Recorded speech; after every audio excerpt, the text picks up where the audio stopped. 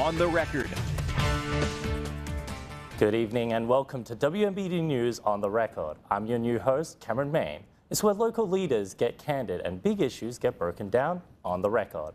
In the studio, we have R.C. McBride, the Executive Director for Bloomington Normal's NPR station, WGLT. Thank you for coming onto the show. Thank you for having me. My first question to you is, what was your reaction? How did you feel when you saw the funding cuts had passed? Well, disappointment, and that's not going to be surprising to hear. I mean, Congress has supported funding for public media for nearly 60 years, so this is a pretty radical departure. Mm-hmm. And talk to me about, kind of how was it in the newsroom? How did everybody feel when that vote kind of passed? Well, it's not as though it came out of nowhere, right? So I think we've been preparing ourselves for this possibility for some time. But folks continue to do their jobs, and we will push through.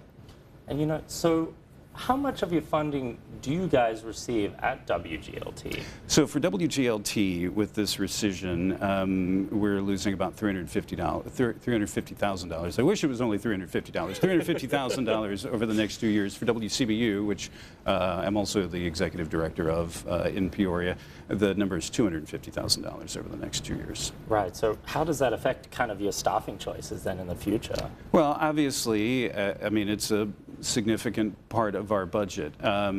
We're in a situation right now where we have a lot of open positions, and those are going to remain vacant for the near future.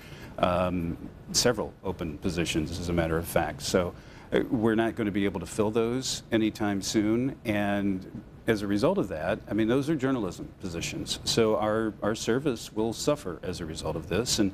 And perhaps even more importantly, in the longer term than that, is aspiring young, early career stage journalists are going to have fewer opportunities in our communities. Mm-hmm.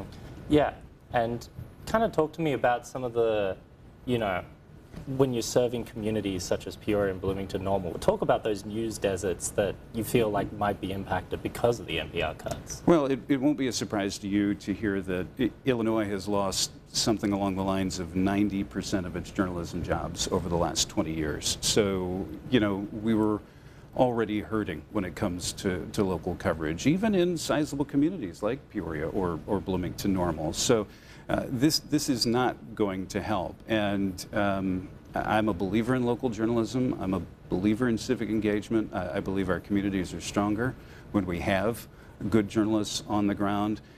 And it is a spreading problem, the news desert nationally. Mm. And what's kind of the future of WGLT?